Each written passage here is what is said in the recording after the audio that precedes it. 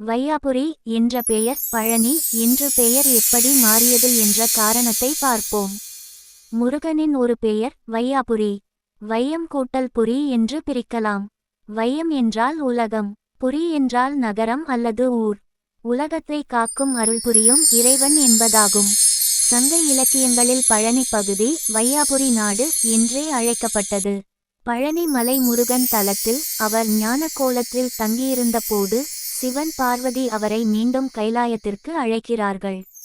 அப்போது முருகன், பழம் நீ, அதாவது நீங்களே அந்த பழம் ஞானம் என்று கூறி அவர்களிடம் செல்ல மறுத்ததாக புராணம் சொல்கிறது.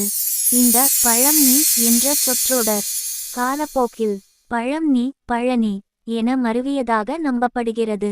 அதனால் ஏற்பட்ட பெயர் மாற்றம். வையாபுரி முருகனின் பெயர் தெய்வீக அடையாளம். பழம் நீ இடப்பெயராக மாறியது. பழனி தலத்தின் பெயராக நிலைத்தது. கூடுதல் தகவல்: பழனியின் பழமையான பெயர்கள் திரு ஆவினன்குடி, ஞானகிரி, சிவகிரி என்பன. வையாபுரி பழனி என்பது மொழியியல் மாற்றமாக அல்ல, புராணச் சம்பவத்தின் நினைவாக உருவான பெயர் என்பதே முக்கியம். சுருக்கமாகச் சொன்னால், வையாபுரி என்ற பெயர் நேரடியாக பழனி ஆக மாறவில்லை. முருகன் சொன்ன பழம் நீ என்ற தத்துவ வார்த்தையே காலப்போக்கில் பழனி என்ற இடப்பெயராக ஆனது.